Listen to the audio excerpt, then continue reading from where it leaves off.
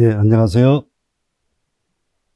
단국대학교 일본연구소 HK 플러스 사업단 향기 인문학센터의 특강을 맡은 조성문입니다. 저는 오늘 여러분들과 함께 여주의 역사와 문화 이야기라는 주제를 가지고 말씀을 나누고자 합니다. 여주의 역사가 여주 강가에서 사람들이 언제부터 살게 되었는지는 꼭 집어서 말하기는 어렵습니다. 그런데 2004년도에 여주읍 연양리에서 영진 아파트 터파기 공사를 하게 되면서 구석기 시대의 유물들이 다량으로 출토되었고, 그것을 측정해 보니까 약 6만 5천 년 전에 사람이 살았던 흔적이었다고 과학자들이 얘기하기 시작했습니다. 또한 1970년대에 점덕면 흔암리에서는 청동기 시대의 집터와 토기, 성물, 그리고 벼농사를 증명하는 탄화된 쌀이 발견이 됐습니다. 이 탄화된 쌀은 벽십제 발견이 되지 않고 벽실을 벗긴 나달로 된 그러한 벼농사를 지은 벼의 쌀이 발견이 된 거죠. 수치돼서. 그래서 그것을 측정해 보니까 3,500년 전에 농사를 지은 그러한 증거를 찾아낼 수 있었습니다. 이것이 중요한 이유가 있습니다. 왜냐하면은 그동안의 일본에서는 동남아시아의 벼농사가 자기네가 중국으로부터 받아들여서 우리 한국에 전해졌다고 그렇게 주장을 하고 있었었는데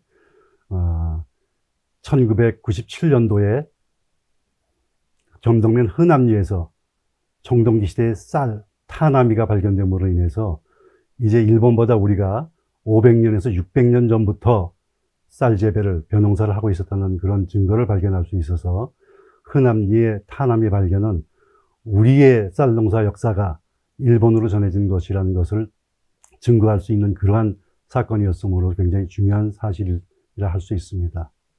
이처럼 여주는 온화한 기후와 비옥한 토지를 갖춘 남한강가에 살게 되면서 남한강의 수운이 발달됨에 따라서 오랜 세월 동안 번영을 누려왔습니다. 그 과정에서 여주의 역사는 품격을 더하고 문화는 향기를 배가시키면서 오늘까지 여주인들의 긍지로 남아 있습니다. 이에 오늘은 남한강 주변에서 형성되었던 여주의 역사와 문화의 일단을 여러분들과 함께 살펴보고자 합니다. 한강은 원래 여주 사람들이 알기로는 조선시대죠. 오대산에서부터 시작된 것으로 다 그렇게 여기고 왔었는데, 최근에 과학이 발달이 되면서 한강은 강원도 태백시 창죽동에 위치한 검령소에서 발원하여 골지천이란 이름으로 흐르다가 오대천과 만나면서 정선에 이르러 조양강이 되고 다시 창리천과 만나면서 동강이 됩니다. 옛사람들은 이 동강이 남한강에 이르게 되는 것을 알고 있었었는데, 이것이 이제 동강이 영호를 지나면서 평창강과 어울려지면서 남한강이라는 이름을 갖게 되죠. 그리고 이 남한강은 충주에서 달천을 품게 되고 원주 불원에서 성강을 품으면서 여주를 지나 양평 양수리에서 북한강과 합수가 됩니다. 그래서 그것이 서울 한강을 지나면서 서해안으로 지나가게 되는 거죠. 옛사람들은, 특히 여주 사람들은 여주를 지나가는 남한강 백리길을 여강이라고 불렀습니다. 더러는 여강 백리길을 상류, 중류, 하류로 나누어서 상류는 단강, 중류는 여강, 또 하류는 기류라고 세분해서 부르기도 했습니다. 이처럼 여강은 여주 사람들과 오래 함께 곁을 내어주면서 여주 사람들의 삶 속에 스며들기도 했습니다. 그래서 이 여강이라는 것은 강의 이름이기도 하지만은 오랜 세월 속에서 지명의 이름으로다가 불리기도 했었습니다. 그 예가 고려시대에 그 예가 이규보와 이연적을 배출한 여주이 씨가 여주의 지명을 따서 고려시대에는 황녀, 조선시대에는 여홍이라는 본관으로 사용을 하게 됐고요. 특히 이제 여주이 씨의 경주파는 특별히 자기네들만 따로 여강이라는 본관을 쓰기도 했습니다. 즉, 본관, 지명의 이름을 여강이라고 했다는 거죠. 이렇듯 여강은 여주 사람과 친숙한 관계를 맺어오면서 생활에도 큰 도움이 됐었는데, 여강의 물이 원래 맑고 깨끗했기 때문에 1960년대까지 여주 사람들 중에서는 한강 가운데로 흘러가는 여주 강물을, 여강 강물을 떠다 식수로도 사용하는 그런 일도 있을 정도로 여강물은 굉장히 맑았었습니다. 기록으로 전해진 여주의 지명은 고구려 장수왕 63년, 서기 475년이 되는데요. 이때 골래근현으로 불리기 시작한 것이 처음입니다. 이후 통일신라 경덕왕 때 황효, 고려 태조 때는 황려, 성종 때는 황리, 고종 때는 영의, 충렬왕 때는 여흥, 우왕 때는 다시 황려, 공양왕 때는 여흥으로 이름이 바뀌어 왔습니다. 그러다가 조선 태종 때 원경왕후의 내양이라 하여서 여흥부로 승격이 되었었고, 그리고 세종대왕 영릉이 경기도 광주 대모산에 있다가 돌아가신 지 19년 만에 여주로 옮겨오게 되는데, 그때 이제 철령현을 여흥부에 합하면서 여흥도호부를 여흥목으로 승격시키고, 이어서 10일 뒤에 여흥을 여주로 바꾸면서 여주의 지명을 지금에 불리는 이름인 여주로 바꾸게 되었습니다. 여주의 지명에 관해서는 몇 가지 설이 내려오고 있습니다. 그 중에 이제 첫 번째가 신륵사 용마설화와 관련되는 것인데요. 신륵사 용마가 너무 사나워서 그 용마를 제압할 수가 없어서 나홍화상이라기도 하고 또는 인장대사라기도 하는 고려 때 유명한 고승에게 힘을 빌려서 여주 사람들이 어떻게 용마를 좀 제압해 주십사 하는 이런 소원을 빌었었습니다.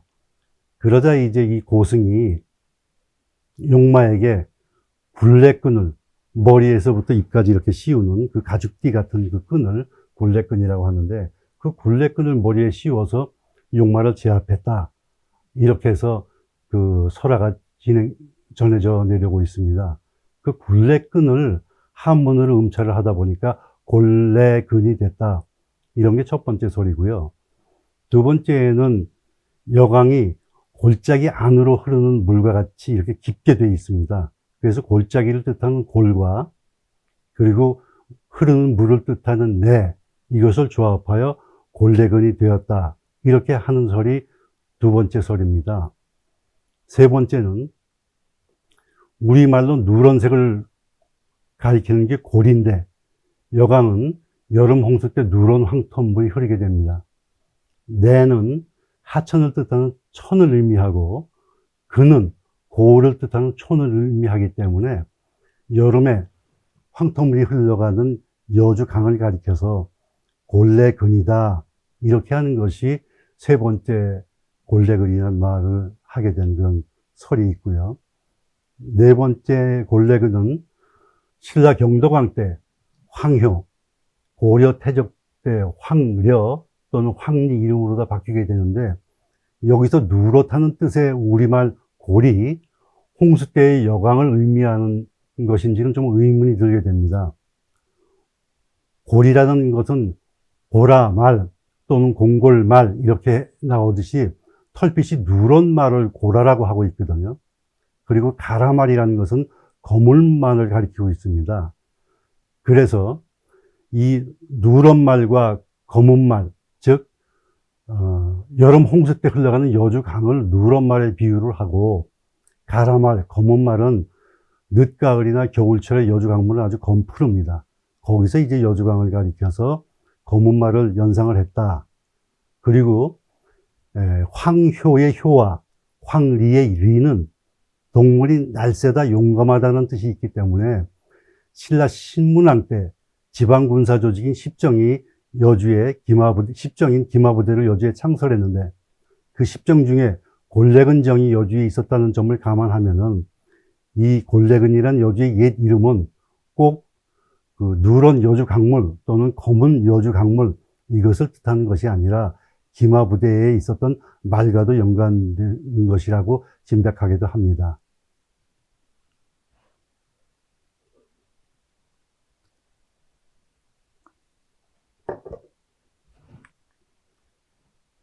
이것이 여주에 대한 지명에 대한 이야기였고요. 고려 말부터 조선 초기까지 100여 년 동안 외구의 침탈이 우리 한반도에 아주 기승을 부렸었습니다.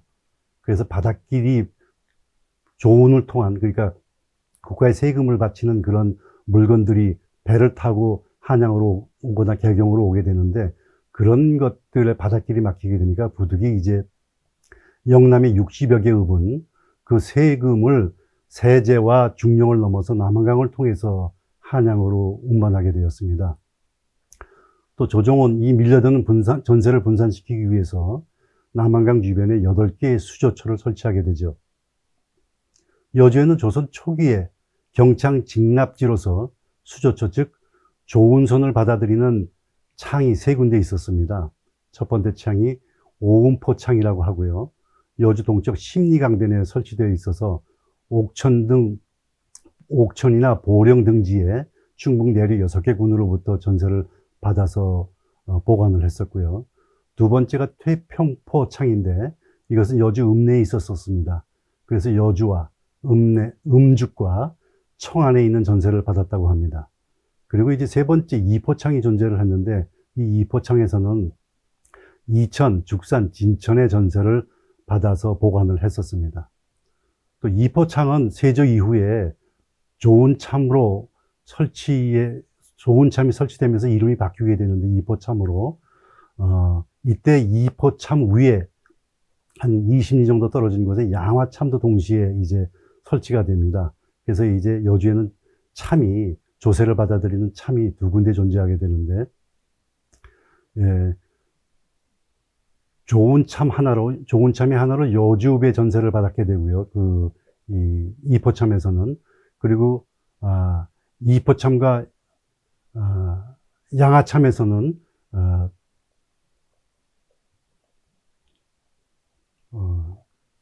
각각 수부 30호와 참선 15척이 배치되는 그런 규모의 참으로 다 성장을 하게 됩니다.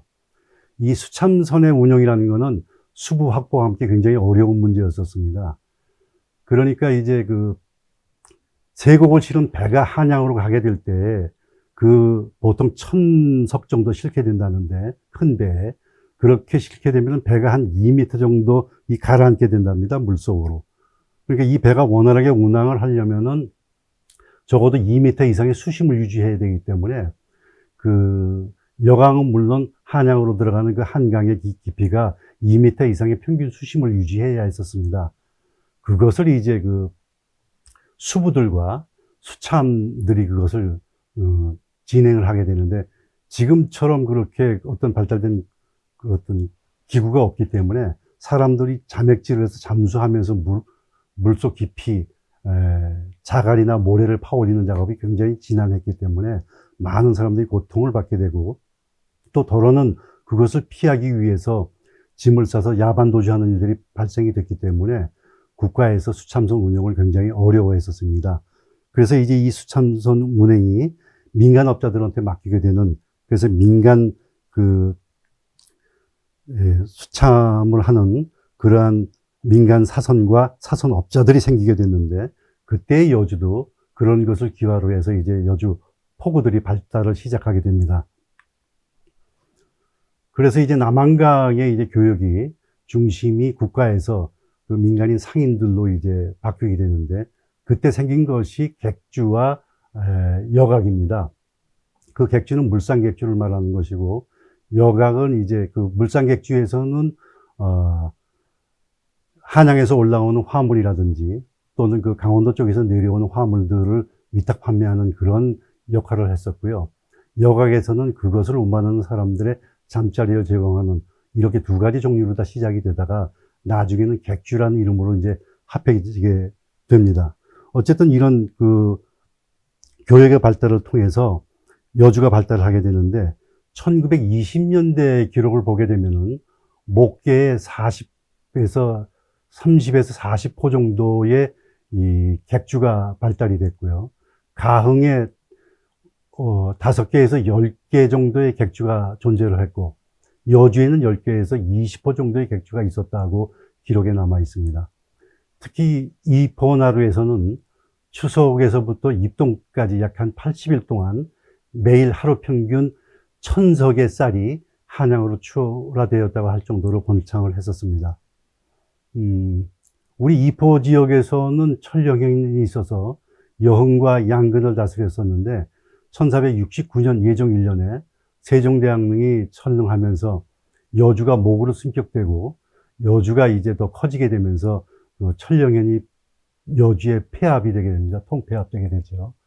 이 해에 이제 1469년 10월 달에 기록에 의하면은 여주에 이제 천령현이 폐연이 되면서 천령현 관하와 천령현이 관할하던 그 농지를 한명회가 다 본인이 차지했다고 그렇게 기록이 되면서 한명회는 여주에서 자기 땅에서 오는 10만 석이 넘는 곡식을 마포나루 자기 집 앞을 지나서 마포로 내려가는 배에 가득 실은 쌀들을 보게 되면서 자기 집에 지은 압구정동에 지금 압구정동의 이름의 원천이 되는 압구정이란 정자에서 흐뭇하게 바라봤다 하는 일화가 전해질 정도로 여주를 지나는 물산들이 그렇게 아주 풍부하게 오고 갔다는 기록을 보여올 수가 있습니다. 저희가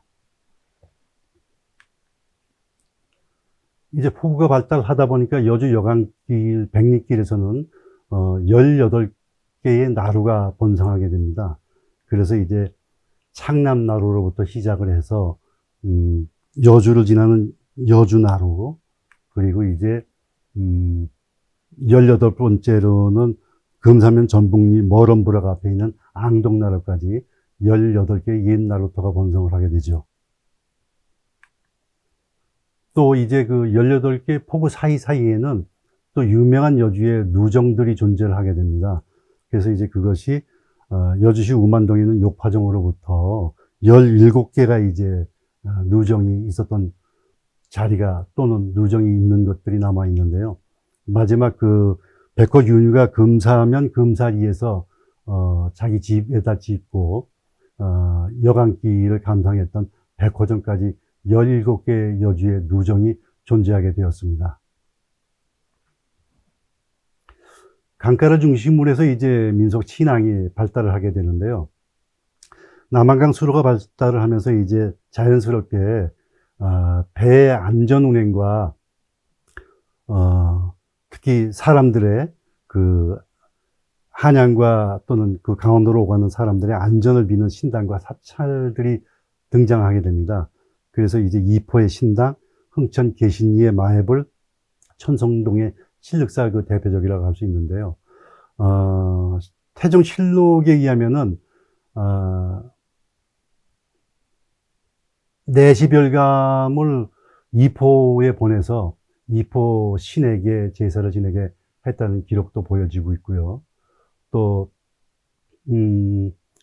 신륵사 동대에는 백길의 무사 안녕을 비는 전탑이 지금 세워져 있는 것이 보이고요.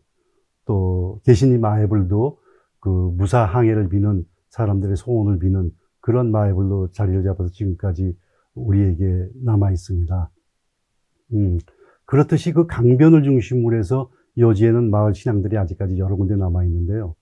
강천에 있는 적금 1위의 장승제, 점덕면에 있는 철이의 산제, 원부리의 마을고사, 세종대왕면이 있는 왕대리의 산신제, 대신면 산구리의 동제, 초현 1위의 산치성, 율촌 1위의 산신제, 그리고 금사면에 있는 이포리 삼신당의 도당굿이 여지껏 우리에게 마을 신앙으로 전해지고 있습니다.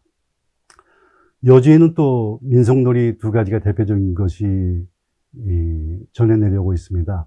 연호는 알 수 없지만은 점덕면 흔암리에 쌍용고 줄다리기라는 대규모 350명 이상의 사람들이 참여해서 숫줄과 암줄을 당기는 그런 줄다리기가 전해오고 있습니다. 이것이 1989년도에 제28회 전국 민속예술경연대회에서 대통령상을 수상하게 됩니다. 강가에서 벌어지는 줄다리기 치고는 굉장히 규모도 크고요. 그리고 쌀농사가 번성했던 여주에서 사람들이 했으니깐, 그리고 이제 350명이 하는 그런 대규모의 민속놀이였기 때문에 우리나라를 대표할 만한 민속놀이다, 국가가 인정을 해서 89년도에 대통령상을 타게 됩니다. 이 놀이는 음력 정월 대보름날 이제 벌어지게 되는데, 먼저 성황제를 지내고 대동 운물고사를 지내고 강고사를 지낸 다음에 동네 집집마다 이 풍물패들이 돌아다니면서 집고사를 지내게 됩니다. 그런 다음에 이제 줄다리기를 하게 되는데요. 숫줄과 암줄로 나눠서 이것을 이제 줄을 지프로 만든 줄을 용이라고 불러서 두 개의 줄이다 해서 쌍용이라고 부르게 되는 겁니다. 그래서 이 쌍용 거 줄다리기가 이제 진행이 되는데, 이 줄다리기가 끝나고 이 줄을 그 당시에 이제 음력정월이라 그러면은 강에 얼음이 올 때인데 강 위에다가 넣고 소원지를 씁니다. 그리고 이제 1년 동안 농사가 잘 되기라는 그런 어떤 소원과 또 집안에 모병 좀 하고 건강하게 장수해달라는 그런 소원지를 써서 그 용줄에다 끼게 되면은 봄에 이제 그것이 얼음이 녹으면서 떠내려가게 되는데, 그렇게 되면은 마을의 모든 애군을 이 줄이 가져간다, 그런 소원을 그 줄에다 담아서 줄다리기를 성행이 됐었습니다.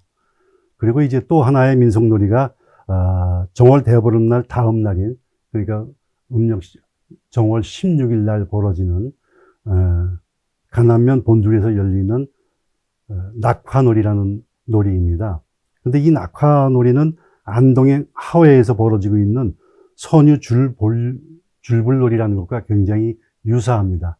그래서 여주에서 생각하기로는 조선 후기에 이제 여주 출신 왕비들이 다량으로 이제 나오게 되는데, 이런 그 사람들의 이제 대부분이 안동 김씨의 성을 갖고 있는 왕비들입니다.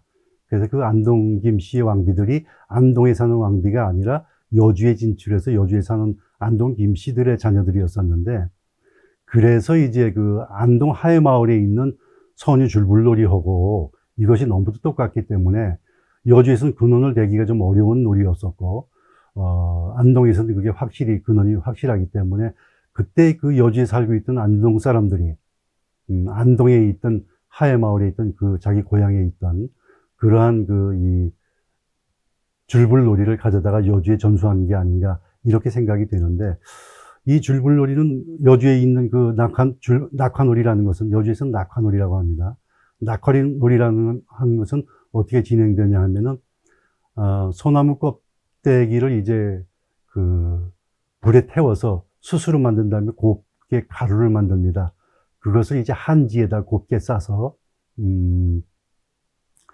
그 숯가루를 곱게 싸서 이 실로다 충충 감아놓고 빠지지 않게 만들죠. 이걸 순대라고 하는 건데, 이 순대를 여러 개를 만들어 가지고 소원 등과 함께 줄에 매달려서 순대를 꺾어서 매달리게 되면은 순대 양 끝은 메어지지 않은 상태에서 이제 조금만 건드려도 그 숯이 흘러내리게 되어 있습니다.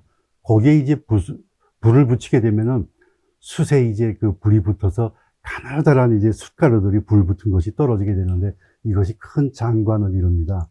이것을 이제 조선시대부터 전통 삼아서 여주에는 민속놀이로 하는 것이 전해지고 있습니다. 그리고 여주의 특산물은 뭐니 해도 쌀을 들 수가 있습니다. 예로부터 진상미로 이름난 여주 쌀은 여주 사람들의 큰 자랑으로 남아있는 것이죠. 그래서 이제 2006년도에 여주시는 국가의 신청을 해서 여주 쌀 산업 특구로 지정을 받았습니다. 그래서 진상미로 전통 있는 여주 쌀이 대한민국을 대표하는 그런 쌀로서 지금 자리를 잡고 있게 된 거죠. 도자기가 또 유명합니다. 여주의 특산물로서는 1988년 88 올림픽을 전후해서 전국의 생활자기가 여주에서 생산됐었는데 그때 전국 생산량의 60%를 커버할 만큼 생산을 많이 했죠. 그래서 명실공히 여주가 도자기의 고장으로다가도 이름이 있게 됐었습니다.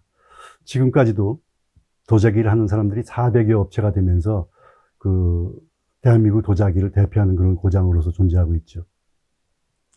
또 땅콩이 굉장히 유명합니다. 한때 전국 최대의 주산지로서 땅콩 하면은 여주를 떠올릴 정도로 그렇게 유명했었는데 국가적인 교류가 생기면서 중국에서 그 값싼 인건비에 의한 싼 땅콩들이 들어오는 바람에 이제 여주에서는 땅콩보다는 고구마와 인삼으로 작물이 이제 전환이 되고 있는데 그래도 전통 속에서는 여주 땅콩이 굉장히 맛과 영양을 듬뿍 담은 그런 농산물로서 각광을 받고 있습니다. 그 여주강이 아름다운 만큼 그 여주강이 흘러서 내려갔던 그 강 주변에는 아름다운 경관이 형성이 됐었습니다. 그래서 목은 이색이 금사팔령 또 여강사절 이런 이름으로 여주의 경치를 읊었고요. 고려 말에 염흥방이 침유정사절이라는 그런 어떤 경관을 담은 시를 남겼습니다. 또 김구영이 여강오절이라는 그 경치를 담은 글을 남겼고요. 최숙정과 서거정 조선 때 사람들입니다. 이 두 분이 여주팔령이라는 여주의 경강을 담은 시조를 남겼습니다. 또 김한국이라는 사람이 청신루 사경을 남겼고요. 신광한이 기제팔령과 이호 16영이라는 장시의 여주의 아름다운 경치를 남긴 그 기록이 지금 남아 있고요. 백광훈과 이식이 망포정 팔경이라는 것을 썼습니다. 그리고 이제 수많은 사람들이 여주 팔경을 이름으로 각각의 이름으로다가 여주 팔경을 읊었는데 그 중에 대표적인 여주 팔경을 소개해 드릴까 합니다. 첫 번째 여주 팔경은 실륵 모종입니다. 천년사찰 실륵사에서 들려오는 저녁 종소리가 그렇게 아름다웠다는 뜻이죠. 두 번째가 마암어등입니다. 이 마암어등은 마암이란 것은 영민시 시조인 민칭도가 태어났다는 전설을 가지고 있는 바위인데 그 밑에서 저녁에 어부들이 등불을 켜면서 낚시를 하는 모습이 아름다웠기 때문에 마암어등이 여주 팔경의 두 번째 경치에 속하고요. 세 번째가 학동모연으로서 여주시에서 건너다 보이는 것이 오학동인데 그 오학동을 약해서 학동이라고 여주 사람들은 부릅니다. 그 학동에서 저녁밥 짓는 저녁 연기 올라가는 모습이 이렇게 아름다웠다고 합니다. 네 번째가 연탄귀범입니다. 연탄이라는 것은 제비 연자를 써서 제비 여우를 뜻하는데 거기에 저녁 햇살을 받으면서 돛담배가 돌아오는 모습이 그렇게 아름다워서 여주 팔경에 속하고 있습니다. 다섯 번째가 양도나간입니다. 양도라는 것은 여강 안에 있는 하중도 섬입니다.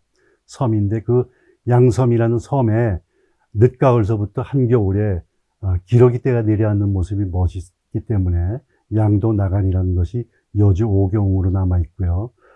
여주 건너편에 천년목원 숲이 있었습니다. 그게 팔대숲, 팔소 이렇게 얘기하는데 그 팔수의 이 천년목은 오래된 나무들이 아주 거대한 나무들이 낙엽이 진 모습이 단풍이 든 모습이 아름다웠기 때문에 팔수장림이란 이름으로 여섯 번째 경치로 저희들한테 전해지고 있고요. 일곱 번째 경치가 이릉두견입니다.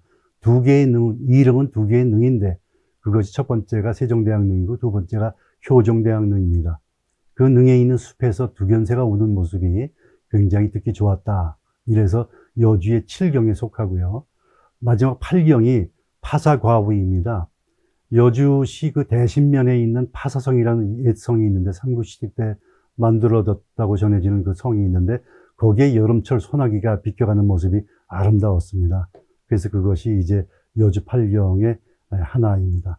이렇듯 여주 팔경을 읊은 사람들이 굉장히 많은데 대표적인 것을 하나 소개를 했습니다. 여기서 지금 여주 경치를 바라보는 여주 팔경을 보는 그런 위치, 조망지는 여주를 대표하는 청심루에서 바라보는 풍경이 되겠습니다. 문화유적도 많죠. 여주의 대표하는 문화유적지로는 불교유적으로 고달사지 부도가 있는 그 고달사지, 그것이 고달사지 부도가 국보 4호입니다. 국보 4호로 지정된 문화재가 있는 고달사지가 있고요. 천년 사찰 실륵사가 존재합니다. 유교 문화유적으로는 한국 천주교의 향교가 있고요. 기천성원이 있습니다. 기천성원은 모제 김한국을 비롯한 8명의 여주 출신 이 학자들을 배양한 서원이고요. 매산서원이 있습니다. 매산서원은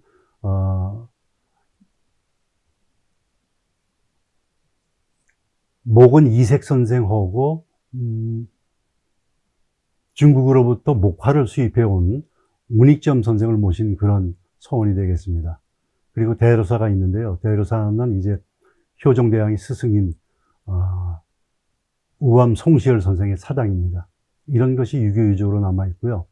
천주교 유적으로는 한국 천주교 발상지라고 할 수 있는, 지금 이제 대한민국 천주교에서는 발상지를 광주시에 있는 천진암으로 얘기를 하고 있는데, 많은 역사학자들이 천진암과 더불어서 우리 여주 쪽에 있는 삼북면 주오리에 있는 주호사터도 천주교 사람들이 모여서, 주로 남인 출신인데 이들이 모여서 천주교를 학문적으로 연구했던 것이다.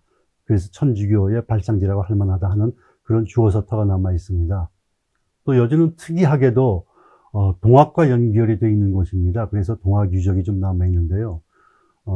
동학 2대 교주인 최시용의 묘가 금사면에 있고, 최시용 선생이 이제 한창 마지막에, 이제 인생 마지막에 도망을 다니면서 여주에 오시게 되는데, 여주 강천면 도전리에서 자기 처남인 의암 손병희 선생한테 도통을 전수하게 되는 것이죠.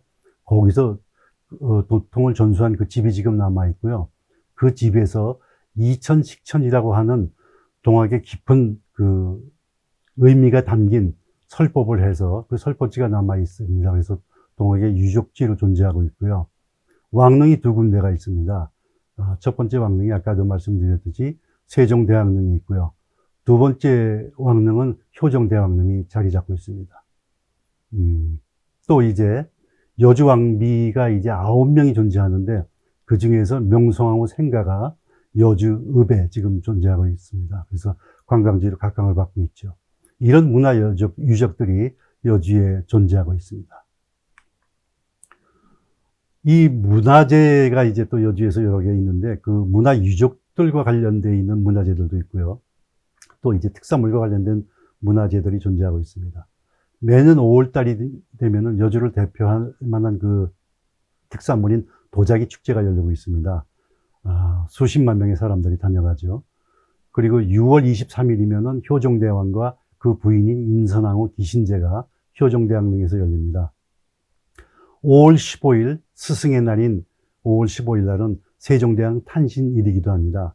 세종대왕께서 민족의 스승이기 때문에 우리나라에서는 여러분들이 아시듯이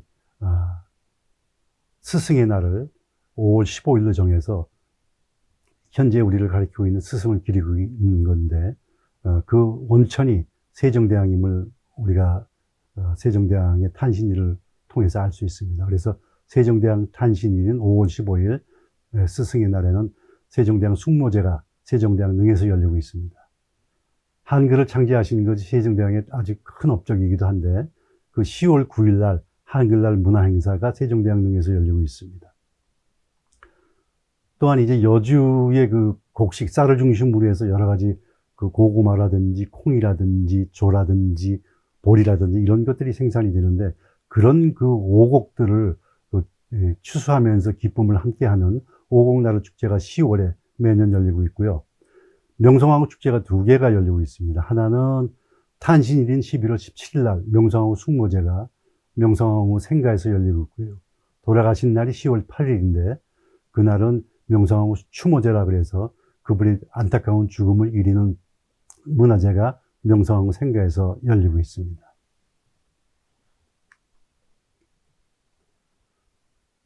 여주 정신 하면은 세종 정신이라고 해도 크게 어긋남이 없다고 생각이 됩니다. 그래서 여주 정신의 바탕은 세종 정신이라고 할 수 있습니다.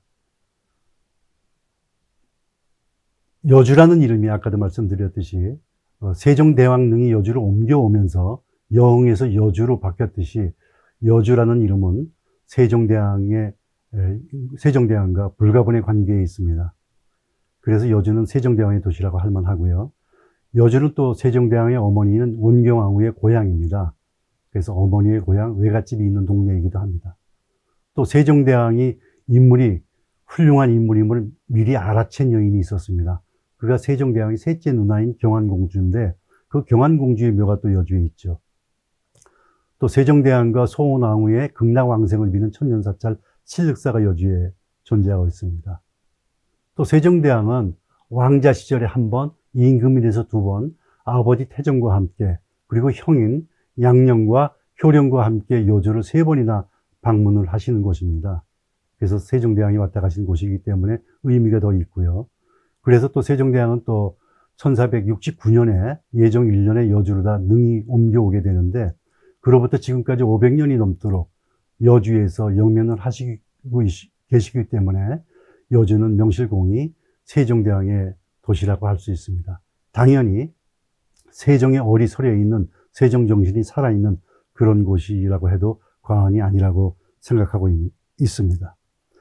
세종은 주기교서에서 시인발정이라는 이야기를 합니다. 시인발정이란 말은 어짐을 베풀어서 이 땅에 훌륭한 정치를 행해질 것을 그렇게 마음을 가지면 갖겠다는 그런 포부를 담은 그런 글인데요.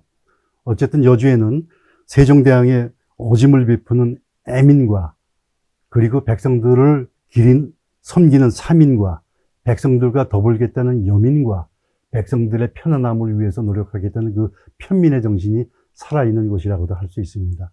세종 정신의 일단을 한번 좀 자세히 설명을 드리겠습니다. 백성을 사랑하는 애민은 노비에게까지 전달이 됐었습니다.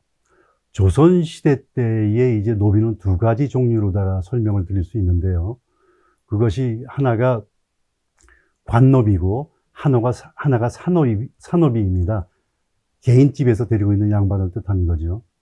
그런데 조선시대의 관노비는 여자 관노비가 아이를 낳게 되면은 휴가를 일주일 정도밖에 줄 수 없었습니다. 그것이 법도였기 때문에. 그랬는데 세종대왕이 이 사실을 알고 굉장히 가슴 아파합니다. 여자가 아이를 낳게 되면 그것이 굉장히 힘든데 일주일 만에 몸을 추스려서 다시 나와서 일터에서 일할 수가 있는가, 관노비가. 앞으로는 여자 노비에게 100일간의 휴가를 줘라. 이렇게 말씀하십니다. 천하게 여기는 이 노비의 인권에 대해서, 노비의 산후조리에 대해서 관심이 깊었던 거죠. 거기서 끝나지 않고 세종대왕은 일주일의 이 휴가를 주는 것에 대해서 굉장히 가슴 아프게 생각을 했습니다. 그래서 100일간의 휴가를 줘라, 앞으로. 여자 노비가 아이를 낳게 되면은. 여기서 그치는 것이 아니라 남편 노비에게도 산간을 위해서 아내가 아이를 낳게 되면은 그 아내 노비의 산간을 위해서 남편 노비에게도 휴가를 줘야 된다. 그 휴가 기간은 1개월을 하라. 이렇게 휴가를 주게 됩니다. 또 거기서 그치는 것이 아니라 여자는 아이 낳을 때도 힘들지만은 아이 낳기 전에 마지막 산딸이 힘들다. 배가 불러서. 앞으로는 여자 노비에게 산전휴가 한 달을 더 주라. 이렇게 말씀하시는 분이 세종대왕입니다. 그가 그만큼 이런 방식으로 노비에게까지 인권, 노비의 산후조리, 건강을 염려했다는 것이 노비를 사랑했다는, 백성들을 사랑했다는 그거의 반증이라고 생각이 됩니다. 백성을 섬기는 사민은 기우제를 지내는 데 있어서 적나라하게 드러납니다. 세종 7년에 세종대왕이 이제 신하들로부터 가뭄이 들었는데 농사는 어떻게 될까 얘기를 하니까 신하들이 그렇게 답변을 하죠. 상가모마 올해도 풍년을 예고할 수 있을 정도로 다 벼들이 잘 자라고 있다라고 그렇게 이야기를 듣습니다. 그래서 세종대왕이 어느 날 이제 한양에 자문 밖을 지나서 홍제동을 나가봅니다. 세종대왕이 이렇게 이제 그 백성들의 삶을 살피러 나갈 때에 아주 단촐하게 그 주변을 정리를 해서 나가게 되죠. 호위 군사를 아주 줄여서 그날 당번을 드는 적은 숫자의 호위 무사들을 데려나가고, 양력 8월이었기 때문에 굉장히 때앞이지 한창인데 한여름에 산과 선을 쓰지 않았다는 거예요. 백성들은 땡볕에서 고생하는데 임금이 너무 자신만을 알면 안 된다 해가지고 부채와 양산을 쓰지 않고 나갔다는 겁니다. 나가서 이제 홍제동을 둘러보는데 한눈에 봐도 농사가 안 됐습니다. 논농사가. 밭이 타들어가고 논이 타들어가서 작물이 자라지 않을 정도예요. 그래서 너무 가슴이 아파서 눈물이 나는 것을 참고 점심을 거르고 들어오게 되죠. 점심을 거르고 들어온 이 세종대왕이 이제 서둘러서 비가 빨리 와야 되겠다 해서 기우제를 지내게 합니다. 이제 세종대왕도 기우제를 지내죠. 몸가짐을 정갈이하고 아침부터 이제 신하들이 마련해 놓은 제단에 올라가서 열심히 기도문을 외우고 기도를 정성껏 드립니다. 그런데 그것이 이제 세종실록에 이렇게 기록되어 있습니다. 경일종야 절입망우 이렇게 적혀 있습니다. 이 말뜻은 경일종야라고 하는 말은 경일, 해가 있는 낮이 지나고 종야, 밤이 이제 끝이 나게 됩니다. 이건 무슨 뜻이죠? 해가 있는 낮이 지나고 밤이 지날 때까지 임금이 서 있다는 뜻입니다. 어떻게? 절입망우하면서 서 있다는 거죠. 절입은 우두커니 서 있다는 뜻이고 망우는 비가 오나를 기다리면서 하늘을 바라보면서 서 있다는 뜻입니다. 이 임금이 어느 정도 서 있는 거냐 하면은 아침부터 제사를 지내고 나서 그냥 손 털고 궁궐로 되돌아가서 날씨가 더우니까 식혜나 또는 수정과를 마시면서 그렇게 더위를 식히고 부채를 붙이게 하면서 더위를 식히는 것이 아니라 궁궐에 들어가지 아니하고 그때 앞에 계속 남아서 어떻게 돼요? 하루가 지나서 저녁이 되고 다시 밤이 지나서 아침이 올 때까지 우두커니 그 자리에 서서 비가 오기를 기다렸다는 겁니다. 온 마음과 정성을 다해서 진실로 비가 오기를 기다렸다는 그런 어떤 자세가 이 말 한마디에 함축되어 있다고 보게 됩니다. 근데 여기서 끝나는 것이 아니라 이 임금이 7월 11일 날 기우제를 지내는데 7월 28일 날 발견이 돼요. 어떻게? 아픈 상태로. 젊은 임금이 누워서 알아 누운 상태로 이렇게 지금 신하들한테 발견이 되는 거거든요. 신하들이 걱정이 커서 이야기를 하죠. 왕을 모시는 내시들에게 어쩌다 임금이 저렇게 병이 나셨는가 이렇게 물으니까 내시들이 함구하고 말을 하지 못합니다. 그것은 다음과 같은 그런 사정 때문이죠.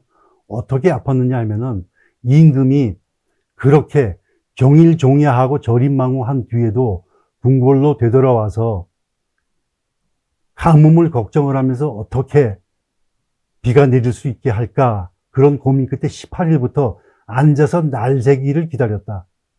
그러니까 밤잠을 주무시지 아니하고 앉아서 날밤을 새웠다는 거예요. 언제부터? 18일부터 아파서 병든 것이 밝혀지는 28일까지 적어도 일주일 이상을 앉아서 날밤을 새웠다는 것입니다. 이것이 세종의 진실된 마음가짐이고 인해 정치를 하는 그러한 세종의 자세입니다. 이렇게 백성들을 삼인했다는 거죠. 섬겼다는 겁니다. 그리고 세 번째가 백성을 여민했습니다. 백성들과 더불어 살기를 원했습니다. 그래서 어떻게 여민을 했느냐 하면은 즐거움도 백성들과 함께 나누겠다. 이런 신념을 내비쳤죠. 세종대왕이 여러분 그 음악에 절대 음감을 가졌다는 사람이라는 거 아십니까? 박연과의 그 편경 얘기 그게 나오지 않습니까? 음악 천재 박연도 느끼지 못한 편경이 이 원래 줄보다도 덜 갈려져서 음이 좀 낮은 음이 났다는 것을 세종대왕이 아시고 음이 이상하다가 그 지적을 했는데 알고 보니까 덜 갈려서 평경이 음소리가 제 음을 평경 소리가 나지 않았다는 것을 지적했다는 거 아닙니까? 세종대왕이. 근데 이분이 작곡을 했다는 것 놀라운 사실이죠. 그래서 하룻밤 새에 하루 저녁에 막대기로 장단을 치면서 어떻게 돼요? 새로운 음악을 제정을 해요. 그래서 음악을 이름을 짓는 것이 여민낙입니다. 백성과 더불어서 즐기겠다는 게 그 음악의 이름이죠. 음악 하나도 백성들과 함께 즐겁게 지내겠다. 음악을 지어서. 그런 게 세종대왕의 그 본 모습입니다. 그래서 세종 31년 12월 20일자 실록을 보게 되면은 이제 그대들에게 신악, 새로운 음악을 내리니 마땅히 마음껏 즐기라. 이런 명령을 내리는 거죠. 직접 작곡한 음악을, 그것도 여민낙이라고 이름을 지어서 백성들과 함께 즐거워하겠다. 이런 마음으로 32년 동안 나라를 다스린 사람이 세종이다. 이것이 세종정신의 바탕이다. 이런 말씀입니다. 또 이제 네 번째로 세종정신은 편민입니다. 백성들을 편하게 하는 편민. 이것이 이제 훈민정음을 통해서 등장이 되죠. 훈민정음 서문을 생각하시면 좋겠습니다, 여러분. 세종은 이런 사람이죠. 세종대왕이 한자를 쓰는 데 있어서 불편함을 느꼈을까요? 조선시대 때의 세종대왕만큼 책을 읽은 사람이 없습니다. 학문적 지식이 높은 사람이 없어요. 그분의 특징이 뭐죠? 숲을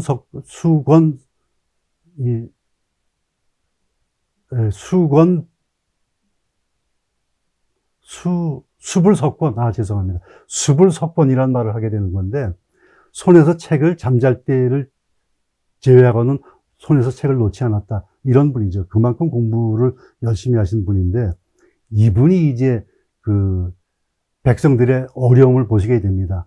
본인은 한자를 사용하는데 어려움이 없는 사람이죠. 그런데 백성들이 자기 뜻을 펴는 데 있어서 우리나라 사람들의 말과 다른 외국 글자, 중국 글자를 사용하는 것이 굉장히 힘이 든다는 사실을 알게 되죠. 그래서 아주 혼신의 노력을 기울여서 어떻게 합니까?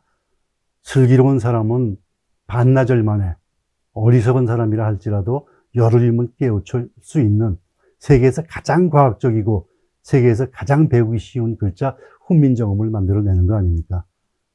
그래서 끝으로 거기서 뭐라고 그 훈민정음의 말씀을 남기시죠?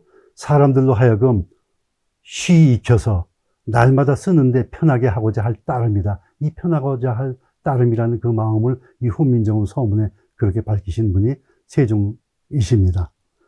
그래서 세종대왕을 554년 동안 1469년부터 2023년까지 554년간 모시고 있는 여주에서는 당연히 세종대왕의 얼이 살아있고 세종대왕의 얼이 느껴질 수 있는 곳, 그런 정신이 살아있는 곳이라고 말씀을 드릴 수가 있는 겁니다. 여주에는 9명의 왕비들이 태어나시거나 엄마 아버지를 두신, 여주를 고향으로 둔 엄마 아버지를 모신 그런 고장입니다. 그래서 첫 번째가 고려시대 때 고려 원정의 부인은 순경태왕후입니다. 이 순경태후가 여주에서 태어났고요. 김약선이 딸인데, 아들은 충렬왕이죠. 조선시대 때, 고려시대 때에 이제 원나라의 간섭을 받기 시작하면서 우리 고려의 임금들이 충성충자를 쓰기 하지 않습니까? 그 처음으로 쓰는 그 사람을 낳은 인물이 여주 출신 왕비인 순경태후입니다. 두 번째가 이제 조선의 왕비들인데, 세종대왕의 어머니 원경왕후가 있고요. 두 번째가 이제 조선 왕비로서 두 번째가 숙종의 계비인 인현왕후가 있습니다. 세 번째로 영주의 두 번째 부인인 정순왕후가 있고요. 또 순조의 부인인 순원왕후가 있습니다. 그리고 순조의 아들인 헌종의 부인인 효연왕후가 있고요. 철종의 왕비인 철인왕후가 있고, 역사 속에 그렇게 유명한 명성왕후가 여주 출신입니다. 그리고 명성왕후가 낳은 순종의 부인인 첫 번째 부인 순명효왕후가 여주 사람입니다. 이래서 여주에는 9명의 왕비들, 그러므로 여주는 또 왕비들의 정신이 살아있는 고장, 이런 것으로 자랑을 하고 있습니다. 이 9명의 왕비 중에서 명성황후의 생애를 한번 좀 살펴봄으로써 여주가 어떤 것이고 여주의 출신인 명성황후의 어떤 모습을 보면서 우리가 역사 속에서 그분을 기려야 하는지 그런 말씀을 좀 드리고자 합니다. 명성황후는 1851년에 이제 태어나게 되는데 아버지는 민칠옥이라는 사람이고 어머니는 한창 부부인 이씨입니다. 근데 그 시대가 1851년은 어떤 때냐 하면은 러시아가 크림 전쟁에서 오스만 터키하고 프랑스 연합군에게 패해서 이제 남방 진출을 포기해서 국가를 좀 혁신해야 되겠다고 하면서 농노를 해방하는 새로운 국가 체제를 만들어가는 그런 시기였었고요. 미국은 1864년부터 남북 전쟁이 나서 국가적으로다가 그 아주 굉장히 어려움을 겪는 그런 시대였었습니다. 중국은 1840년에 제1차 아편전쟁과 1856년에 2차 아편전쟁을 통해서 아주 서양에게 지리멸렬하게 이 국가가 무너지는 그런 상황이었고요. 일본은 1868년에 명주 유신을 통해서 아주 새롭게 근대화된 국가를 이룩해가는 그런 시대에 명성황후가 등장이 돼서 1866년에 왕비가 되는 거죠. 그런 시대의 왕비가 태어난 왕비가 명성황후가 어떻게 남편 임금인 고종을 보좌하면서 국가의 운명을 개척해 나갔는지 그런 것들을 간략하게 좀 설명을 드리도록 하겠습니다. 명성황후는 말씀드렸듯이 1866년에 이제 고종의 왕비로 궁궐에 들어가게 됩니다. 그런데 고종은 철종이 1863년에 죽기 때문에 11살의 나이로 이미 왕위에 즉위하고 있었죠. 11살짜리가 임금이 나라를 제대로 다스릴 수가 없어서 아버지인 흥선대원군이 조대비와 결탁을 해서 이제 정치 전면에 등장하게 됩니다. 아버지가 임금이 아닌데 아들이 임금이 된 경우에 아버지를 부르는 호칭이 대원군입니다. 그래서 흥선대원군 이항이란 말은 임금의 아버지인, 임금이 아닌 임금의 아버지인 사람이다 해서 흥선대원군 이항 이렇게 그의 호칭을 부르게 되죠. 이 사람은 이제 중국이 무너지는 것을 몸소 체험했던 사람이죠. 또 이제 주변에서 서양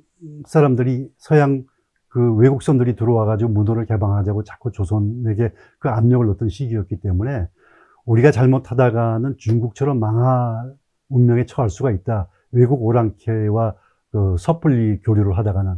그래서 문을 닫는 것이 좋겠다는 생각을 가진 사람이었습니다. 그래서 1863년에 정권을 잡으면서 흥선대원군은 바로 조선을 쇄국하는 국가로 다 만들어버리죠.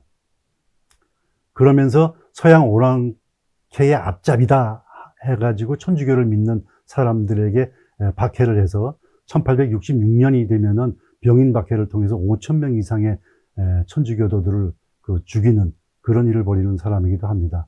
어찌됐든 이제 정권을 잡은 흥선대원군은 본인의 아들을 대신해서 국가의 정치를 하면서 왕비를 책봉을 하게 됩니다. 근데 그 왕비를 자기가 잘 관리할 수 있는 자기 말을 잘 들 수 있는 집안에서 얻어와야 되겠다는 생각이 좀 있었던 것 같아요.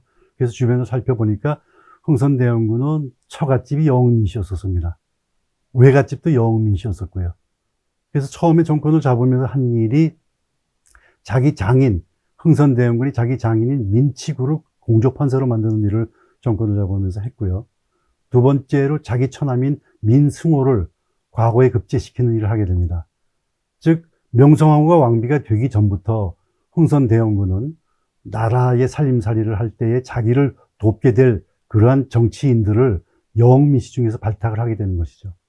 이런 사람들이 이제 정계에 들어와서 흥선대원군과 정치를 하다 보니까 조선이란 나라가 문을 닫고 살아서는 안 되겠다. 외국과 교류를 통해서 그들의 발달된 문물을 받아들여야만이 우리 조선이 지금보다 더 잘 사는 나라를 만들 수 있겠다. 이렇게 판단을 하게 되는 거죠. 그래서 이제 1873년이 되면은 대원군이 나라를 다스리는 10년 만에 대원군을 축출하는 일들이 벌어지게 됩니다. 그게 이제 영미시들이 중심이 돼서 대원군을 축출하게 되는 거죠. 그러니까 이제 대원군 입장에서는 아들을 대신해서 조금 더 나라를 다스리고 싶었었는데 갑자기 이 신하들이 자기를 축출해내니까 그 원망의 대상을 찾게 됩니다.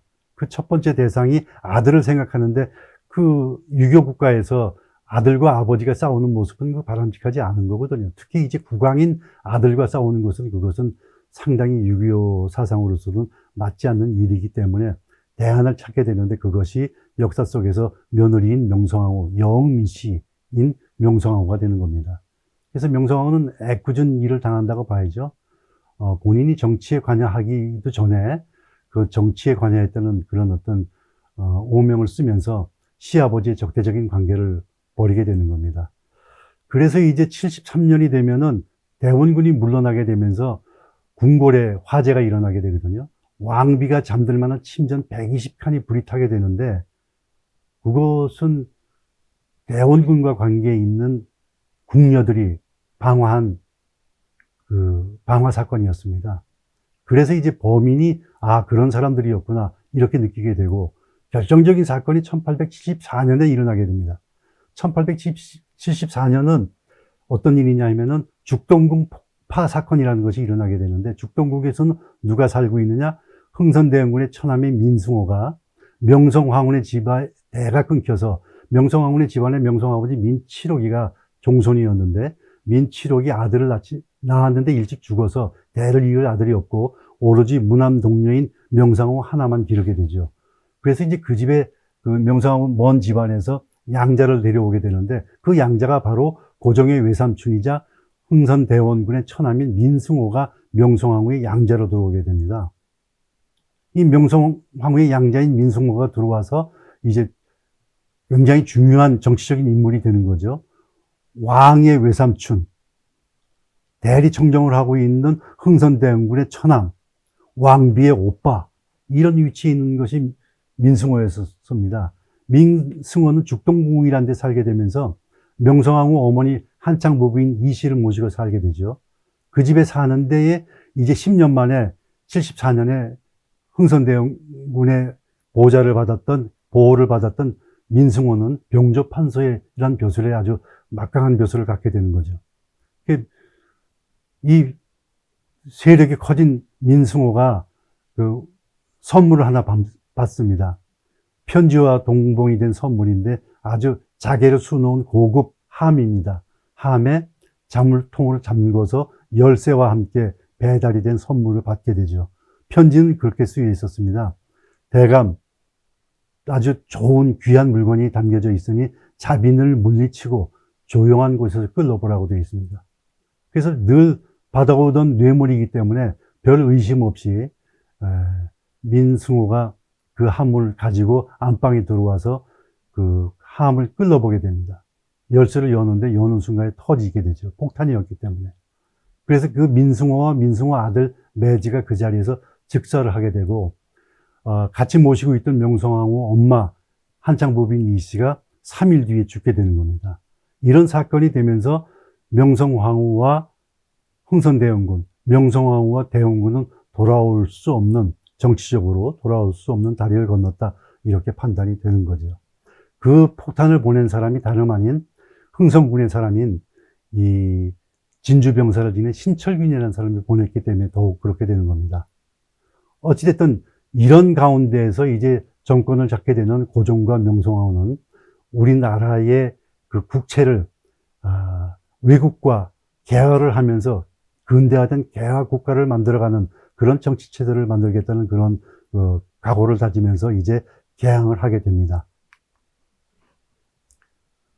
그 개항하는 과정 속에서 우리의 그 구식 군대들, 조선의 군대들을 이제 신식 군대에 훈련을 받아서 특히 이제 일본 사람들을 교관을 시켜서 일본의 그 발달된 그 선진 문물을 받아들이면서 군사도 신식 군대를 만들게 되죠. 그런 과정 속에서 홀대받는 구식 군대와의 갈등 속에서 이모군란이 1882년에 일어나는 겁니다. 그래서 명성황후가 타겟트가 돼서 궁궐을 쳐들어온 구식 군인들이 여흥미 씨 및 명성황후를 이제 대상으로 해서 그 살해 목적으로 궁궐을 침범하게 되죠. 그때 이제 명성황후가 50일 동안 도망을 갔다가 피난을 갔다가 다시 들어오게 되는데 그 사이에 청국이 개입을 해가지고 대원군을 흥선 대원군을 중국으로 끌어가는 일이 벌어집니다. 그래서 이제 대원군이 없는 그러한 이제 그 궁궐에 명성황후가 50일 동안 피난가 있다가 다시 들어오면서 남편 고종과 함께 정치 일선에 나서게 되는 거죠. 그러다가 이제 1884년에 중요한 사건이 벌어지죠. 갑신정변입니다. 갑신정변은 어떤 거냐 하면은 개화를 하되 급진적으로 해보자. 우리가 좀 다른 나라에 뒤늦었으니까 빠르게 해보자 하는 급진개화파가 등장이 돼서 벌인 일입니다. 급진개화파라고 하게 되면은 여러분들 아시듯이 김옥균, 박용효, 서광범, 서재필, 그리고 여주 출신 홍용식 같은 이런 홍영범 이런 같은 사람들을 이제 그 개화파라고 하게 되는데 이들이 이제 고종과 명성황후의 후원을 받아서 그 발달된 선진국, 즉 일본과 중국으로 유학을 다녀온 사람들입니다. 국비 유학을. 특히 이제 일본에 다녀온 김옥균 같은 사람들이 무엇을 일본에서 배워오냐면은 일본이 1868년도에 명치 유신을 통해서 아주 근대화된 국가로다가 국가 체제가 바뀌거든요. 즉 대학이 쓰고 신문이 나오고 전기가 들어오고 기차가 다니는 그런 국가가 되는 겁니다. 그리고 이 선거를 통해서 자기들을 대표하는 그런 사람들을 통해서 국가 정치 체제를 하는, 즉 내각 책임제를 하는 그런 국가 체제가 로다 바뀌는데 그것을 보고 와서 조선도 그렇게 했으면 좋겠다는 희망을 피력하게 되죠. 이것이 이제 고종과 명성황후 또는 그들과 함께 있는 이 중도 개화파, 즉 점진적인 개화파들 사이에 갈등 구조로 가게 되는 겁니다. 이쪽은 왕과 왕비는 좀 개화를 하되 천천히 하자는 것이고 국비 유학생으로 외국에 다녀온 이 젊은 개화파들은 급진적으로 하자는 것이고 또 한쪽에서는 어떤 그룹이 있느냐 하면은 조선은 서양 사람들과 어울려서 개화를 하면 안 돼. 쇄국을 해야 돼. 수구적으로 남아있어야 하는 이 수구파들, 이런 파들, 대원군을 중심으로 한 수구파가 있는 이런 삼파가 어울려서 있는 아주 이런 격동의 그런 시대에 이제 갑신정변이 일어나서 인군과 왕비가 개화파의 볼모가 돼가지고 3일 동안 있었던 이런 사건이 벌어지죠. 어쨌든 개화파의 이 정변은 성공을 하지 못합니다. 김옥균을 중심으로 해서 그 주요 그 주동자들은 다 도망을 가게 되고 외국으로 망명을 하게 되죠. 또 몇 사람은 또 붙잡혀서 청나라 군대한테 죽기도 합니다. 그래서 어쨌든 3일 만에 이 갑신정변은 실패로 돌아가게 되면서 다시 이제 왕과 왕비를 중심으로 한 그 점진적인 개화파에 의해서 조선은 점차적으로 개화로 나가게 됩니다. 그 개화로 나가는 중요한 계기가 1886년입니다. 이 해는 우리나라 조선과 프랑스와의 수호조약이 맺어진 해입니다. 조불 수호조약이라는 것이 맺어지게 되는데 이 문호를 개방을 하면서 그 이전에 들어왔던 미국 같은 나라에서는 어떤 일이 벌어지냐면은 우리에게 기독교, 특히 감리교회를 전해주는 선교사들이 들어오게 됩니다. 그 중에 한 사람이 스크랜턴 여사입니다. 이 스크랜턴 여사가 우리나라에 들어와서 한 일이 무엇이죠? 기독교를 전파하면서 여자들만의 교육 장소가 필요하다. 이것을 피력해서 그 여자들만의 학교를 만들었습니다. 그것이 이화학당인데 이 이화라는 이름을 내려주신 분이 명성황후다 이렇게 알려져 있죠. 어찌됐든 명성황후가 이 무렵에는 여자들만의 교육 장소가 필요하다는 것들을 동의해서 여자만의 교육 장소인 학교를 양성시키는데 도움을 주기 시작했다는 것. 이것이 이제 조선의 개화가 상당히 진전이 됐다. 이런 것들을 말씀드리고 싶습니다. 이 무렵이 되면은 명성황후는 이런 일들을 합니다. 어떤 일이냐면은 커피를 마셔봅니다. 역사가 기록한 커피를 마셔본 조선의 여자 중에서 최초가 명성황후로 기록되어 있습니다. 그것뿐만이 아니죠. 서양 크림을 발라보는 아주 개혁적인 여인입니다. 또 왕실의 어의를 바꾸죠. 그 당시에 우리가 생각할 때에 기억하고 있는 왕실 가족들을 진료하는 어의들, 이 어의들이 어떻게 왕비를 진맥을 하죠? 마주볼 수조차도 없고 손목을 잡는 것은 상상도 못한 그 시절에 어떻게 진맥을 했을까요? 손목에 실을 감아서 당겨가지고 먼 발치에서 왕비가 보이지 않게 발을 치거나 병풍을 친 그 뒤에서 그 떨림으로다가 진맥을 하게 되는데 그게 정확할 수가 있겠습니까? 그런 식의 이 진료를 받는 그런 어떤 시대 속에서 명성황후가 과감하게 미국에서 온 앨러스라고 하는 간호사 출신 선교사를 불러들입니다. 그래서 자기를 진료하게 하는, 청진기를 가져 진맥을 하게 하는 그런 일을 시키죠. 그렇게 최초의 청진기를 가슴에 대본 여자 명성황후, 이런 거죠. 그뿐만이 아니라 외국 선교사들이 겨울이면 한강에서 피겨 스케이팅을 했다는 거예요. 그 소문을 듣고 경복궁 향원정에 연못이 얼게 되면은 거기 와서 선교사 부부들이 손잡고선 피겨 스케이팅을 하는 것을 고종과 함께 관람했다는 그런 아주 개방적인 여인이었습니다. 그런 일을 하게 되는 거죠. 그뿐만이 아니라 어디까지 진출을 하냐면은 죽기 직전에 명성황후가 보구여관이라는 여성 전용 병원이자 학교의 기능을 하고 있는 그것에 학교 이름을 지어줍니다. 보구라고.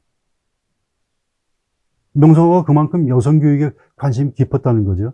이 보구여관에서는 무엇을 했느냐? 우리나라 최초로 여성들만의 간호사를 양성하는 학교 기능을 하게 되는 거죠. 이런 데도 관심이 깊었다는 거죠. 그뿐만이 아니라 개신교 선교사들이 들어와서 이제 외교관 역할을 하게 될 때에 그들을 궁중에 불러들여서 그 외국에 발달된 문물에 대해서 굉장히 호기심을 나타냅니다. 명성황후가. 기록에 의하면 명성황후가 이렇게 말을 했다는 거 아닙니까? 미국 선교사, 알렌 선교사 분을 초청을 해서 이야기를 나누는 과정 속에서 미국이란 나라가 잘 사는 나라라죠. 나도 내 백성들과 그런 나라에서 살고 싶다. 이렇게 얘기를 했다는 겁니다. 이때 알렌 선교사 부인이 왕비마마 미국보다 더 잘 사는 나라가 있습니다. 그 나라가 어디냐? 그것이 이제 하늘나라다. 하느님의 나라다. 이러니까 나도 그 나라에 내 백성들과 함께 가서 살고 싶다. 이런 신앙 고백 아닌 신앙 고백을 했다 할 정도로 개화된 여인이었다는 것을 우리가 일화로 들어서도 알 수가 있습니다. 이렇게 이제 명성황후는 개화의 길로 나가게 됩니다. 그러다가 이제 조선에서 마지막에 이제 사건이 벌어지게 되는데 그게 1894년에 일어나는 동학농민혁명입니다. 이들을 제압할 수가 없어서 조선 정부가 중국에다 SOS를 치죠. 이때 중국과 일본은 조선에 파병할 일이 있으면은 동시에 출병을 하자, 군대를 파견하자, 이런 조약을 맺은 상태에 있었어요. 그래서 우리는 그것을 모르는 상태에서 중국 청나라에 SOS를 쳤는데 일본이 같이 들어옵니다. 그래서 일본은 조금 며칠 전에, 청나라보다 며칠 전에 제물포를 통해서 조선에 들어오는 즉시 한양으로 들어와가지고 국가 정부를 접수하는 거죠. 그래서 조선을 마음대로 요리하는 그런 시스템을 만들어 버립니다. 그리고 나서 동학 농민군들을 이제 처치하기 시작하는데 동학군들은 창이나 칼이나 활 정도의 무기 정도 있었고 이들은 기관 총을 가지고 들어옵니다. 일본군은. 그래서 그 앞에서 속수무책으로 당하게 되죠. 그런 과정 속에서 뒤늦게 들어온 중국 청나라군과 이 일본군과의 싸움이 벌어지는 게 이것이 청일전쟁입니다. 이때 이제 청나라를 무너뜨린 일본은 청나라를 내쫓고 대신해서 조선을 이제 마음대로 요리하고 싶어 하죠. 이것을 반대하는 사람이 있었습니다. 일본 신문의 편집장인 고바야카와가 회고한 그 고백록에 의하면은 일본에서 청일전쟁 이후에 일본에서 조선에 들어와가지고 조선을 마음대로 요리하고 싶었는데 그것을 방해하는 자가 있다. 고종은 아니다. 대원군은 더더욱 아니다. 한 사람에 걸출한 인물이 있었으니 그가 명성황후다. 이렇게 고백했습니다. 그래서 일본의 국익을 조선에서 실현하기 위해서 반대하는 누구를 죽이는 거죠? 명성황후를 시해하게 되는 거죠. 그래서 명성황후는 이렇게 죽게 됩니다. 명성황후가 죽게 되면서 명성황후의 그 장례조차도 마음대로 할 수가 없어서 1895년에 일본 사람에 의해서 시해됐지만은 명성황후의 장례는 2년 뒤인 1897년이 돼서야 겨우 국장을 치르게 되죠. 이때는 고종이 일본을 피해서 외국의 힘을 빌어가지고 대한제국을 수립을 하고 황제의 칭호를 하고 명성황후를 황후로 만든 다음에 국장에 들어가게 되는 건데, 그렇게 해서 이제 명성황후는 청량리로, 그 당시에는 홍릉이 청량리에 있었습니다. 고종이 나중에 죽은 다음에 함께 남양주로 천릉을 해서 지금은 남양주에 홍릉이 있었습니다만은 명성황후 시절에는 청량리에 홍릉이 마련되는 거죠.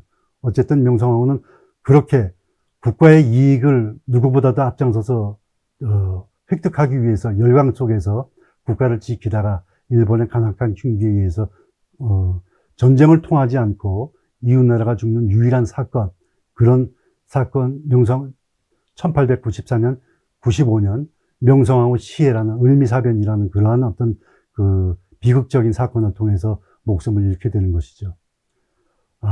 명성황후가 이렇게 조국을 근대화시키면서 발전된 나라를 꿈꾸었다는 것은 명성황후 정신의 대부분을 차지합니다.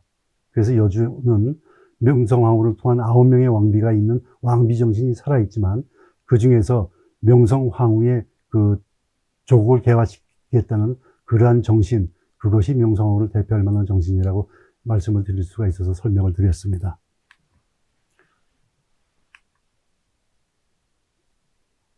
그리고 여주에는 북보를 꿈꾸었던 사람들이 있습니다. 효종릉에 묻혀 계신 효종이 있고요. 효종의 스승이었던 송시호를 모신 사당인 대로사가 존재하고 있습니다.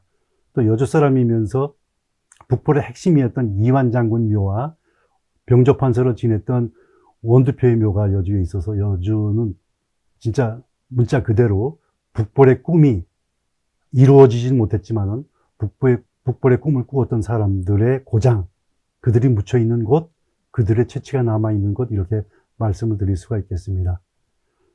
여주 인물들은 기라성 같은 인물들이 많기 때문에 다 말씀을 드릴 수가 없어서 요 문자로 다 좀 대신하기로 하고요.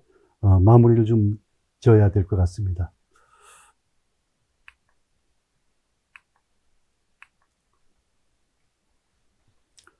마무리 발언입니다. 남한강 수로는 근대 교통기관으로 살펴보았듯이 군대 교통기관의 도입과 함께 육상의 그 문이 닫히기 전까지 중부지방의 산업 대동맥의 구실을 하였습니다. 고대 이래로 이 한강은 한반도 역사의 중심지로서 대륙적 요소와 반도적 요소가 만나 융합되어 독특한 문화를 창출한 지역입니다. 더욱이 조선 후기부터 급속도로 발달하게 된 지방 상업의 영향을 받아 한 포구에서의 취락이 번성을 했었고, 물산이 집합되면서 하류 지방의 문물이 지방의 것과 활발히 교류가 되어서 남한강 유역의 우리 여주는 특유의 문화권을 형성하게 되었습니다.